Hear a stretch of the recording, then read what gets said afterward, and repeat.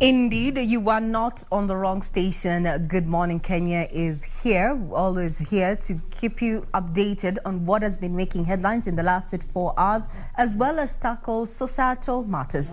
So that particular feature was just to give you, a view about how people are living in other areas. Now, we are going to be focusing on those stories that are making headlines, and I have a copy of various dailies with me on the studio, and it's just barely some days before the National Treasury Cabinet Secretary Ukuri Yatani presents the budget on Thursday. That is the budget 2021-2022. So what are your expectations? Our communication lines are open as we continue sampling those stories that are making headlines, talking about matters of politics. Now, after being coronated as the Mount Kenya spokesperson, Justin Muturi has challenged his opponents, daring them to kick him out. That is one of the stories that has been given priority on one of the dailies that we're going to be sampling for you, including matters of handshake.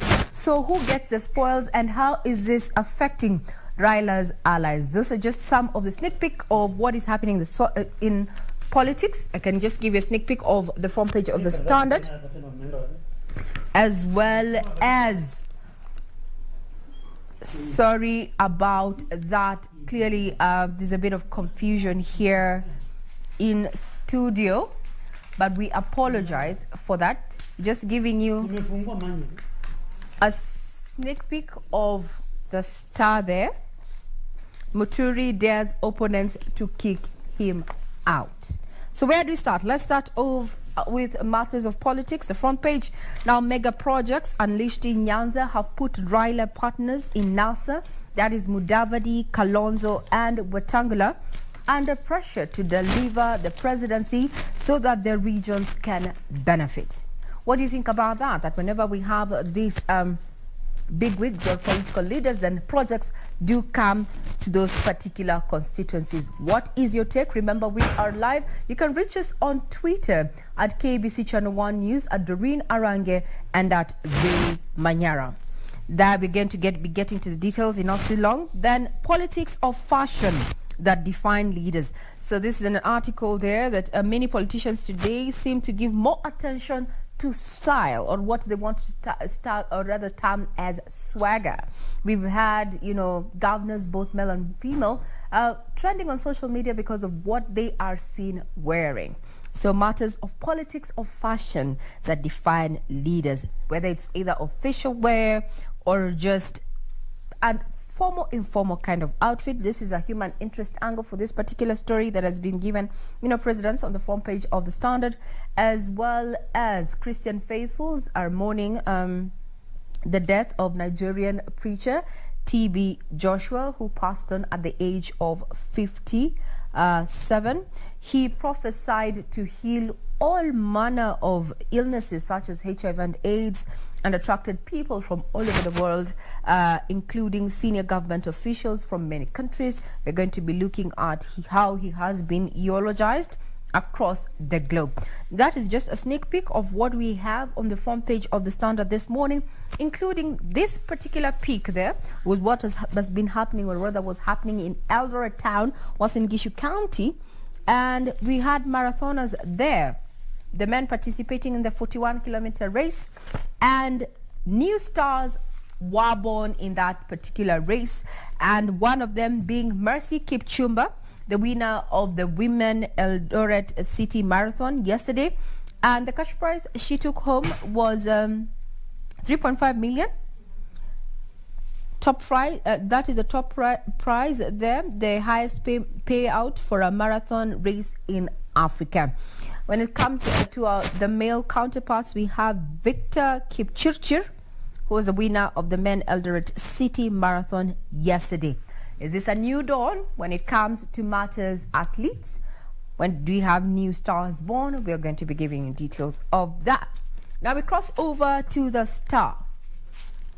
Mount Kenya region. Now, after the coronation there of the National Assembly Speaker as the Mount Kenya spokesperson, the East and the West have not been on, or rather in tandem, with some saying that that was not right, saying that who elected. You know, there's been a lot of conversation after that particular coronation there. Responding to his opponents, Muturi dares them to kick him out. Now, coup plotters promise rewards, support for one of the minorities owned for lucrative position. We'll be giving you details of that. Remember, kingpins, kingmakers. This is a time we're going to see these people coming up, because we are walking, or rather headed to an election year in less than 7 months or so. So this is a fresh plot to remove National Assembly Speaker Justin Muturi, whose recent installation as Mount Kenya spokesman unsettled a number of politicians from Central. Now, insiders privy to that particular plan, which pro-Muturi believe will be a tall order, are said to be reaching out to many of their colleagues. Remember, this is just a sneak peek of what has been given priority in the dailies that we're starting here for you. Continue watching Good Morning Kenya. We take a short breather. We'll be right back.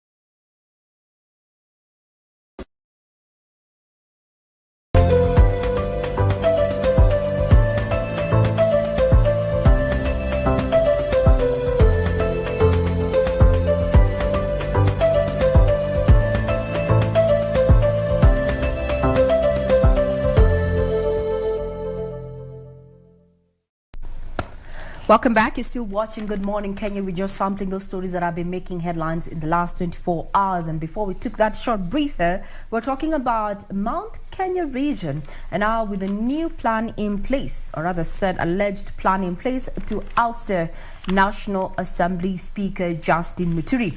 And responding to his opponents, he says, let them bring the motion and I'll be the first to sign. This is a very minor thing. It cannot shake me. Whoever thinks he can approach the threshold, let him try. That is National Assembly Speaker Justin Muturi, whose appointment as a spokesperson of Mount Kenya region has continued to rub a section of politicians drawn from Central region wrong. And now their plans apparently to have him ousted as the Speaker of the National Assembly. We'll also be looking at, in as far as this matter, this is a legal matter, what does it take to oust a National Assembly Speaker? That should be the question that should be running through your mind, and we will be having that conversation as we talk about matters politics going on. And to just give you a sneak peek, indeed, that is not a walk in the park. It is a daunting task. This ousting a speaker starts with a petition that is given time to give views of the impeachment during a session that is presided over by the Deputy Speaker or a Member of Parliament. Then the motion will be subjected to voting by the members, and the National Assembly clerk will tally the results. If the motion gets at least 2/3 votes, then the Speaker will be removed from the helm of the National Assembly. With what we have been seeing happening in the National Assembly, we know the issue of tyranny of numbers. This is something that we need to really keenly look at, even as these plans are being hatched to oust Justin Muturi. And remember, no substantive move has been made, and those in Muturi's camp say they're not going to respond to these particular allegations until a formal petition is put forth. But as far as the National Assembly Speaker is concerned, Jay Muturi says, bring it on. Doreen, what is your take? Speaking of the Speaker saying bring it on, actually that is also what is making headlines this morning on the front page of the PD, where the main header is impeach me. And the speaker says, bring it on. That is what he says. This, of course, comes after he was coronated as Mount Kenya's kingpin, or better still, the spokesperson. But again, Ray, as you mentioned, we'll just be giving our viewers the details of that in a short while. But still, to unpack more of what is on the front page of the same daily, which is the PD, still this issue of the nomination of the judges still dominates the paper this morning, with the main header, Uhuru's case against judges' nominees. And I just want to read a bite from what the president said. He said, as long as I serve as president, I will choose the right over the convenient. I will choose the hard over the easier choice. I'm not doing this for myself, but for the people of Kenya and for prosperity. And again, also on the flip side, there's a bite from the CJ, that is Martha Koome, who said, we call upon the president to similarly appoint the remaining 6 judges, because the judiciary is still in dire need of as the backlog of cases is increasing. But even as we talk about the issue of the nomination of the judges, as the president presided over the appointment of the 34, leaving behind the 6, there's that story of the Akasha brothers, if you can remember that particular story, and that is just coming up as one of the reasons as to why he did not appoint some of the judges in the 6 that remained there. But then again, as you mentioned, details of that will be coming in a short while. And yes, even as we gear ahead for the budget 2021-2022 this Thursday, now all eyes are on Parliament ahead of the ambitious 3.6 trillion budget there. So in as much as, yes, we gear up ahead for that, but what exactly are Kenyans' expectation? How has the government perhaps performed so far in this last financial year?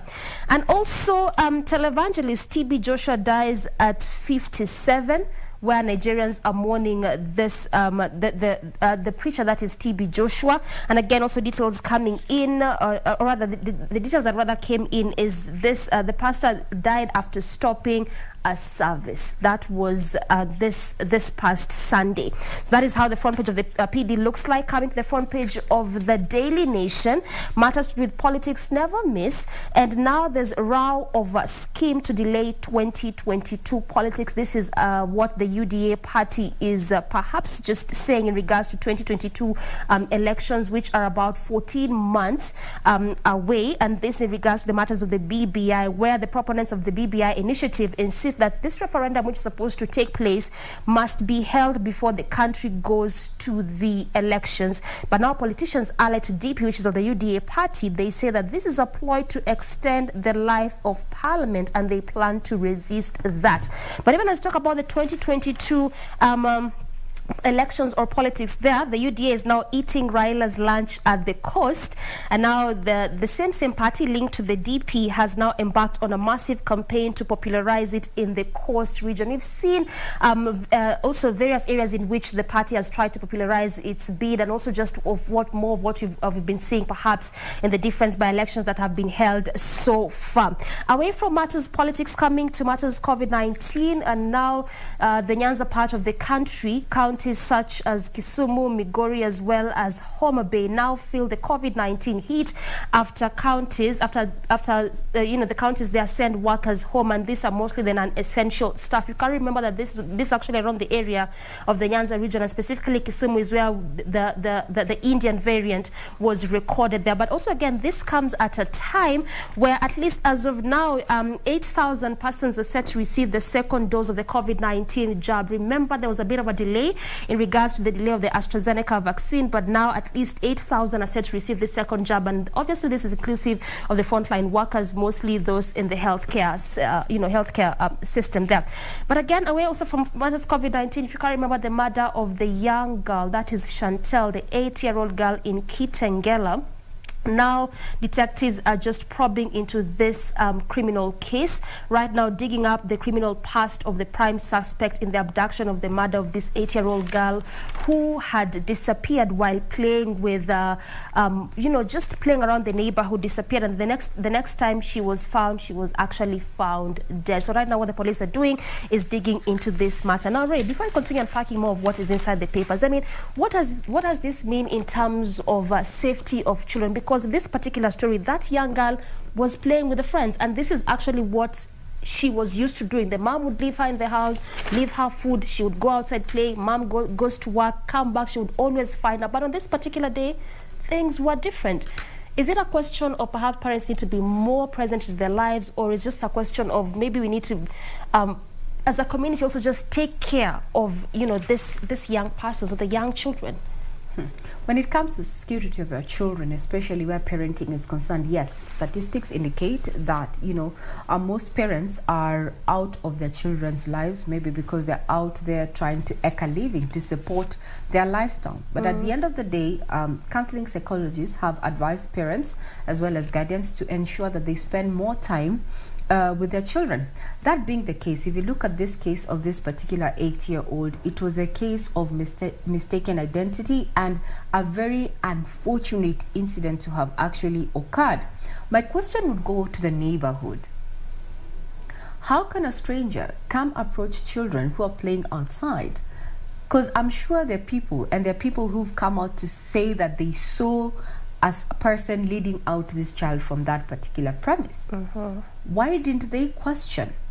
Then that comes down to the fact that we have taken to an individualistic form of life. For example, here in the CBD, if by any chance, unfortunately, you get mugged, you're on your own. Yet there'll be witnesses who will come and ask you, Madam, what has happened? When it comes to parenting, I think we need to go back to how we were brought up.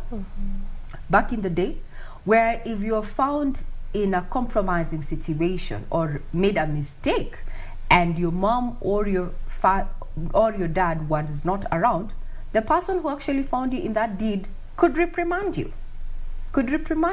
And better yet, take a hold of you and take it to your parents. You know, question.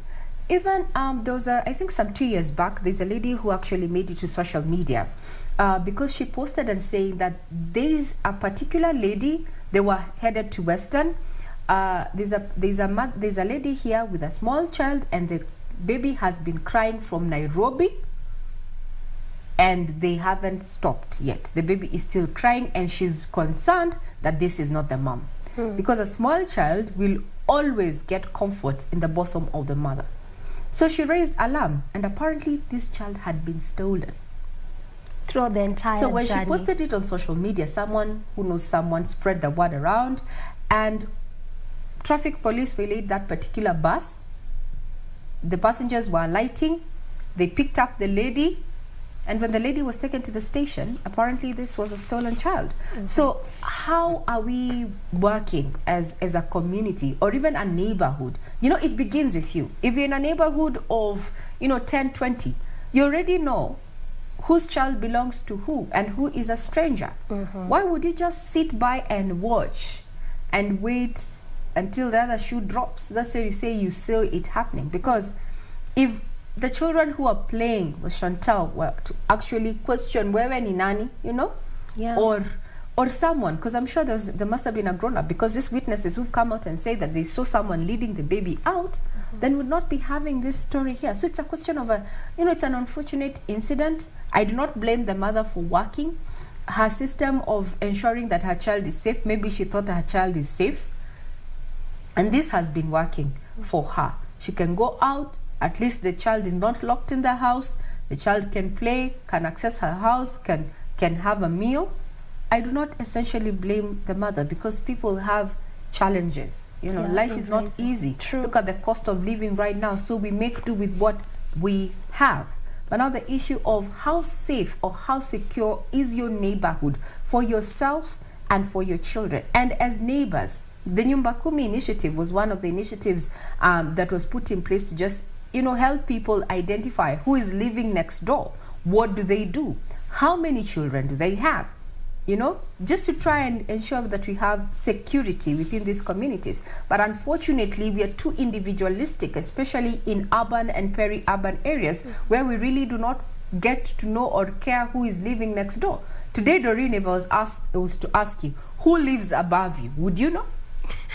Actually, it looks like it just boils down when you say that we have become so much accustomed to that individualistic kind of life that we don't sometimes even care, perhaps, about the other neighbors. Like, actually, as you're mentioning that, as you're just giving an example of a story, I've again remembered that there was a friend who was telling us that there was a time in a same flat where he used to live, rather. that particular flat, just different people, and they're not even accustomed to perhaps saying hi or good morning. So it was just like, you come to the house, you're in your place, and that's it. So on this particular time, there was a lady downstairs who died, and they were not aware up until a week later, when the caretaker comes, just the normal rounds, finds the place so smelly. When they just opened the door, the lady had died. No one had taken keen interest. No one was even caring of what is happening. I think, Ray, as you're mentioning, perhaps you need to change that kind of system, because when you go back to the Chantel story, even the relatives and family are saying that Chantel was not a girl who would just go with strangers. So I want to believe that perhaps there was a bit of an alarm that was raised before she actually was abducted. So you're really putting it correctly, Regina. We really need to come back to that place of living as a community, and also perhaps do away with that fact of a neighbor cannot discipline your child, because sometimes there's that aspect of why am I even bothered? They're not my child. Perhaps if I discipline them, it may be an issue with the parents. So sometimes this might push some neighbors not even be so much included into the lives of the children around the neighborhood or something of the sort. But living as a community is perhaps the best way, because this is not the first case we are witnessing. There's been numerous cases here and there of such kind of child abduction, and also part of what the police are now saying is that as of yesterday, the investigation team reported that it had identified the fourth suspect, who is a woman in that murder plot of that young girl, and the way in which she was murdered, may justice be found for that young girl, Chantel. Very well said. So we keep up with those stories that are making headlines, and when we began, we just shared that particular trending story about plans to ouster JB Muturi there as the Speaker of the National Assembly. And we went further to just give you the process. Petition given time, debated, run by the Deputy Speaker or MP, parliamentarians vote, Clerk of the National Assembly makes the tally. Talking about matters of campaign, because 2022 is just but a few months away. Actually, if you do your math, plus or minus 6 months. So we've been seeing politicians actually seeking support from the elders. This is how you know that we are still African. We are still inherently African, where an endorsement from a particular clan of elders gives you an edge in the political scene. Let me take you down memory lane. How many of those politicians have been, or rather have sought support from the elders since last year? Let's start off from June 7th last year. A faction led by a section of Talai elders led by retired Anglican cleric James Baasi said Kalenjin kingmanship was with the Deputy President William Ruto. However, in January last year, Baringo Senator Gideon Moi was crowned a Kalenjin elder by Talai elders in a similar ceremony. That had been halted earlier after youths blocked Gideon from meeting up with the elders. January and June, a section of the same elders came out to say, what we did in January was not proper. This is the right kingsman, or rather kingsman for the Kalenjin. That was that. In February last year, Amani National Congress party leader Musalia Mudavadi was not left behind. Well, in bid to boost his popularity and presidential bid, he received endorsement from the Western Kenya Council of Elders, who backed him for the top seat. On May, the same year, on May 1st, we had ODM leader Raila Odinga hosting the Gikuyu Council of Elders at his current home. This is on May 1st, not this year. I think the meeting was also attended by top politicians from Mount Kenya. And in October last year, Raila hosted elders at his Bondo home in Siaya County. It seems that we are on a rush, or rather the politicians are in a rush to seek, support from clan elders so that they can boost their presidential bid. So this is likely to continue. Remember now, there's already push and pull in Mount Kenya there. after the coronation of JB Muturi there as the spokesperson of Mount Kenya region, with Friday a section of Kikuyu Council of Elders going ahead to cleanse the Mukurwe kwa Nyagathanga shrine in Murang'a, and they went further to even nullify the installation of JB Muturi there as a Mount Kenya spokesman. In case you didn't know, now we know that Mount Kenya region is not as intact as, you know, previously perceived. Now we have Mount Kenya East and Mount Kenya West. On that note, we'll be taking a short break, but we'll still continue on what has been making headlines in the last 24 hours. Do keep it right here.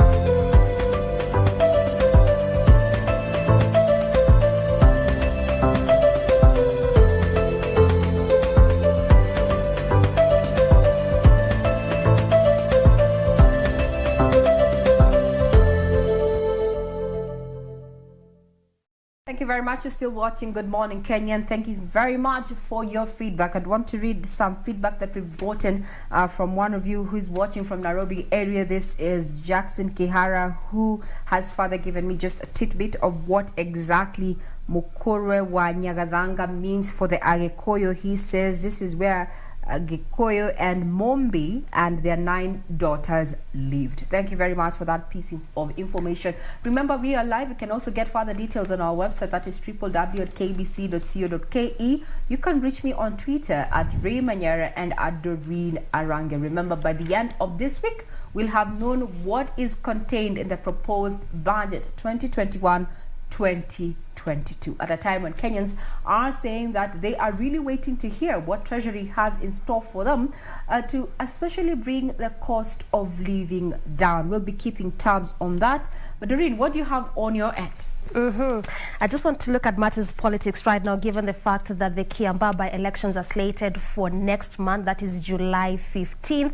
Now it is being termed as a two-horse race between the Jubilee Party and the UDA, the Jubilee Party candidate as well as the UDA Party candidate. In fact, yesterday there was a bit of intensifying in terms of the campaigns there in that particular constituencies, and what really came out was the fact that there was no COVID-19 protocols being adhered to, given the fact that the president had mentioned that there was ban on political gatherings. But even at that, this particular by-elections really have intensified, with these aspirants crisscrossing the expansive sub-county in that same area. The contest has, however, narrowed down to the two-horse race, just as I mentioned earlier. This is between the Jubilee Party candidate and the UDA Party candidate, that is Njuguna Wanjiku. So while Njama, who is actually the Jubilee Party candidate, insists that he does not need the support of Jubilee MPs in the campaign, Bishop Kariuki Ngare now says that who is an advisor of Kiambu Governor James Nyoro, has now warned that the party risks losing the seat unless local leaders join in the campaign. Well, in as much as it's being termed as a two-horse race, I can tell you for sure that, you know, eyes are just geared on Jubilee Party, trying to see if they will bag this seat, given the fact that they have lost in the previous concluded by elections, key among them also being the one that took place in Juja there. But away from matters politics, how about we come to now what is happening in the Judicial Service Commission there, as pressure is continuing to mount on the president to appoint the judicial officers. And now this just comes after the Huisero MP, that is Christopher Aseka, who is again one of those persons mounting pressure on the president to at least appoint the 6 remaining judges after he presided over the appointment of the 34, which he did the previous week. And he says that he holds the president in high regard, but failing to appoint the 6 judges is an affront to the Constitution, and the legislators say that the president was setting a dangerous precedent by violating the rule of law, as his predecessors will follow suit and do even worse. That is what he says. And aside from the MP, we've also seen various petitions coming up from just to still continuing to mount pressure on the president when it comes to the appointment of these 6 remaining judges, which he did not appoint last week. But even as that, plays out, there's some of the reasons that have been given as to why the president did not appoint the 6 nominees. And just following by this article, one of them is actually the handling of the drug cases involving the Akasha sons, and ruling on terrorism-related matters may have played a key role in President Uhuru Kenyatta's refusal to appoint some of the judges nominated by the JSC. That is just one of the reports that says there. Also, sources indicate, rather report on the background checks on some of the nominees had convinced the president against appointing the 6 to new positions in the judiciary. And again, according to the sources, one of the nominees is accused of having bent the law in a judgment to favor a litigant in a land matter after receiving a huge bribe, while another was locked out for his propensity to give bail to the terrorism suspect. They haven't really quite put names per se on the various reasons or given there, but this is just what is coming out in various reports there. So those that were left out include the Court of Appeal nominees Justice George Odunga, Joel Ngugi, Weldon Korir, and Agrim Chelule. This is just some of the ones that had been left out in the appointment of the 34 that happened last week. So part of what is being waited for is whether or not the president will actually appoint the 6 that remained. Well, it's just a question of time will tell and see whether or not he will actually appoint the 6 remaining. Well, I think we're judging the CJ too quick, too fast. Yeah. And some comparing her to the previous Chief Justice. She's been in office for 2 months. Is it? No? It's not even a month yet. It's not even a month yet, just weeks. And we're expecting so much from her. Well, there's a caricature here in one of the dailies. I don't know if you can see it. Right there at the bottom. There is a caricature of Martha Koome, judicial reforms, and judicial appointments. They're kind of being cleaned. We don't know what that means, but we'll be keenly waiting to see which direction the JSC takes. Remember, it is not unlawful for the president to actually appoint the 34. But what is not constitutional is leaving out the 6. Because as you know, the judiciary is autonomous, or rather semi-autonomous. And executive, from the executive is just as the legislature. So there is how appointments of judges are done. Well, the JSC picks the judges, then forwards the name for the president's assent, and picking 34 and leaving 6 is where the issue is. Is it a case of matters being revisited, or as Doreen, you've rightly put it, that there's an issue of integrity that the president has continued pointing at and saying he will never take the easy way out, and what he's doing is not for him but for the greater good of the country. Remember, opinions shared during this particular broadcast are entirely yours as well as mine. We're just telling you what is happening, so you can give us feedback on Twitter, at KBC Channel 1 News. Mine is at Manyara. We have a Doreen Arange, and also you can get details on our website, that is www.kbc.co.ke. Now let's talk about matters COVID. And I'm sure you have been on Twitter, and there's been a conversation around the issue of COVID-19 infection rate, especially in Kisumu County. Some establishments have already started issuing warnings in as far as their services are concerned, terming the rise of COVID-19 as a reason as to why they are cutting down on their services and operations down in Kisumu County. So from where you sit, whether in Kisumu County or not, do not forget that we are riding a pandemic. And you need to social distance, you need to mask properly, you need to wash your hands thoroughly with either running water and soap, or use a hand sanitizer that at least has an alcohol level of at least 70%. There's been a lot of talk, and as far as COVID is concerned, not just here in the country, but let's start off with the country before we look at what is happening in Uganda. Now, the government says that it will deploy all incoming AstraZeneca vaccine doses towards administering the second dose. So if you did not get the AstraZeneca first dose, then you might not be getting the second one anytime soon. Now, data from the ministry shows that Saturday's total of 6,622 people had received their second dose of AstraZeneca vaccine. And from that number, over 4,000 are health workers, 300 are security officers, 445 are teachers, and 709 are people aged beyond the age of 58. On the other hand, is that Johnson & Johnson vaccine that we expect is expected next month.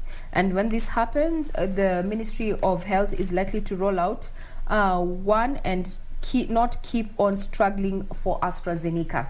Now, where are we getting these vaccines from is a question. We're getting them from India, and India is currently doing very high numbers of COVID-19 infection rates there, with also a high number of death cases, or death cases. So in short supply, because they're not operating as they should. So now, once this come in, the Johnson & Johnson vaccine, we are likely to move to that direction. Now, across borders is that Uganda, neighboring Uganda, has closed its schools for the next 42 days owing to COVID-19 infection rates. Parents and guardians have been raising the issue of midterm, and also the worry about the warning that we received from the Ministry of Health in regard to the fourth wave of COVID-19. I wonder, as a parent, if you're watching today, what are your thoughts when you hear these developments? Our conversation lines are open. You can reach us on Twitter. Doreen. Still sticking with matters COVID-19 and looking at how the numbers are really rising in various parts of the world, in different countries. The same is also being witnessed, especially in Kenya, when it comes to the Nyanza region, where at least as of now, 3 county governments in Nyanza have advised non-essential staff to work from home amid a steady surge in COVID-19 infections. And these 3 counties in the Nyanza region include Kisumu, Migori, as well as Homa Bay County, where actually the public health officials in these various counties have just issued those directives saying that, you know, the non-essential staff need to be working from home due to the hike and rise in numbers of COVID-19 there. In Kisumu County specifically, staff in an essential department have now been asked to work from home.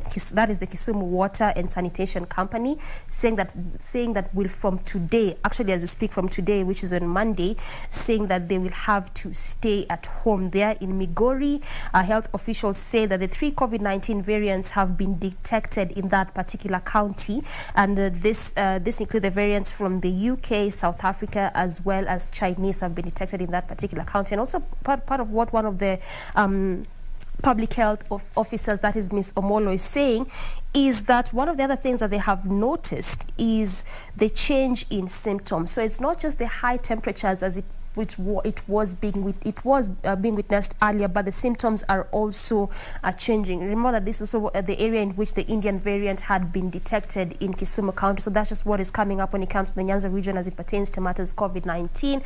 But even at that, at least as of now, a total of 8,181 people have so far received their second dose of the AstraZeneca vaccine. 10 days since the program kicked off. This was announced yesterday by the health ministry, and the health CS Mutai Kagwe also announced that the country recorded 166 COVID-19 cases from 3,561 tests in the last 24 hours, and some 23 Kenyans succumbed to the deadly virus again in the last 24 hours. So yes, as of yesterday, the positivity rate went down.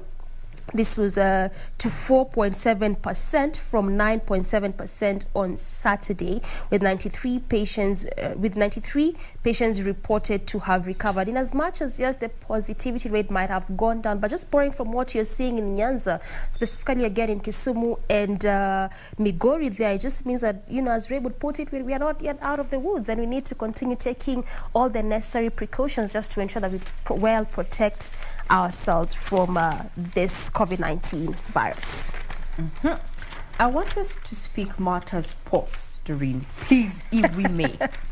They say Eldoret is a city of champions, and indeed the weekend was quite colorful there, with men and women coming out to participate in the Eldoret City Marathon. Remember our very own athlete, that is the man who participated, or rather ran after himself, or ran against himself. That is none other than Eliud Kipchoge, yes? Yeah, no human is limited. Yes.